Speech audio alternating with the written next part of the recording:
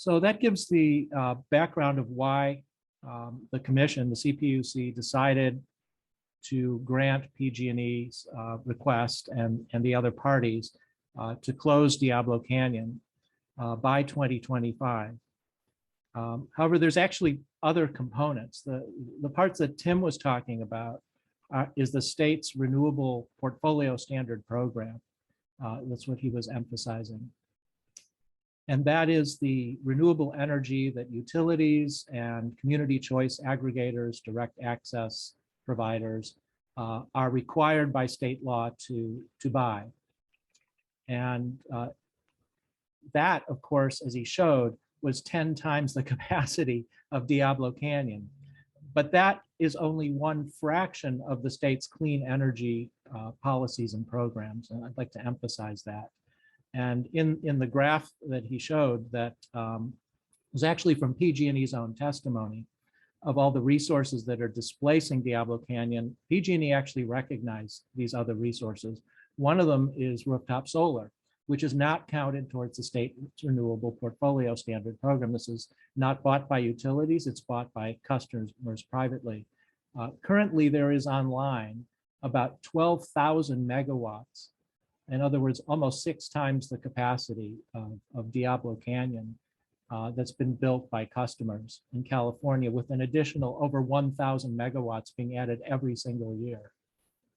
And that's projected to continue for the next 10, 20 years, provided the state doesn't dismantle the policies that are required to support that, allowing customers to take full credit for the energy they generate on their bill.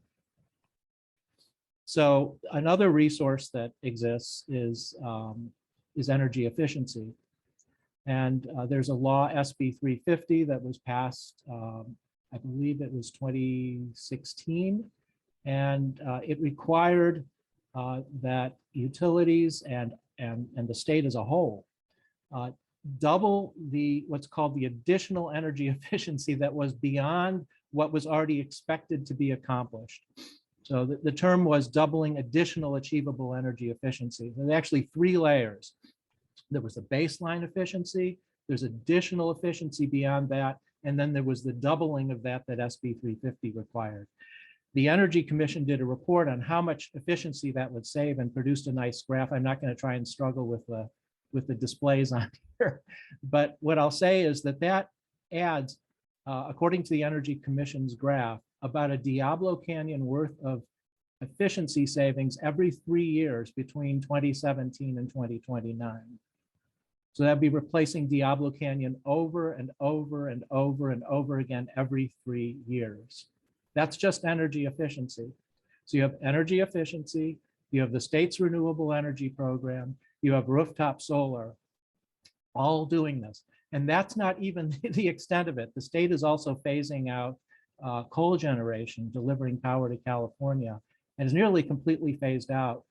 The last coal plant delivering power to California is actually in Utah, and that will be retiring in 2025.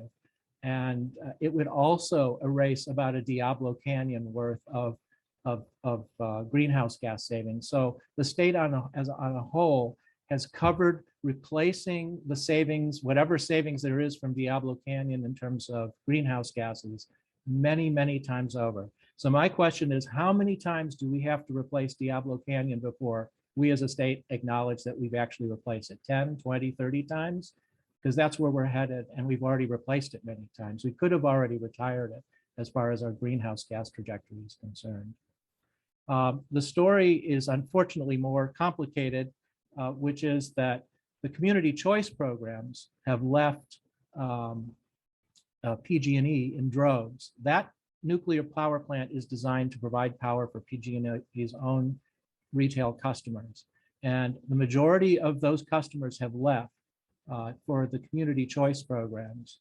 I'm projecting that by next year, according to the state's population and forecasts and the number of communities that have said they're going to set up community choice programs, that by next year, about 15 million Californians will live in jurisdictions that have community choice programs. So the majority of customers have already left PG&E, and there's very little left. Now, in 2016, at the beginning of this proceeding, PG&E knew this was going to happen, and they had already procured quite a lot of renewable energy. And they knew that they were losing so many customers that they were going to have to dump energy resources.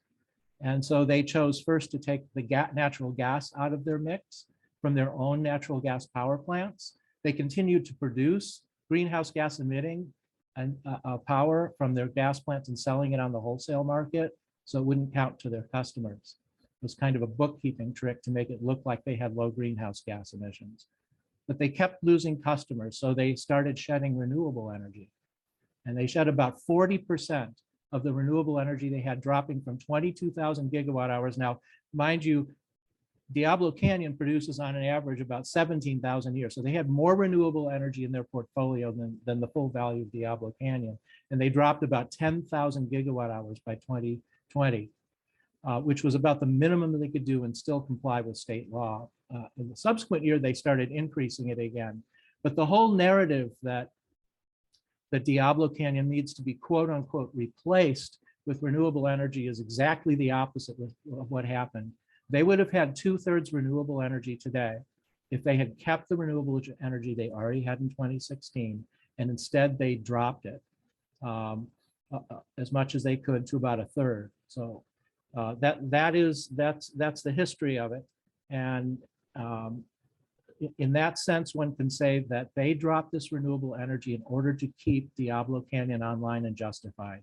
In other words, rather than replacing Diablo Canyon with renewable energy, they replaced renewable energy with Diablo Canyon. That's the history.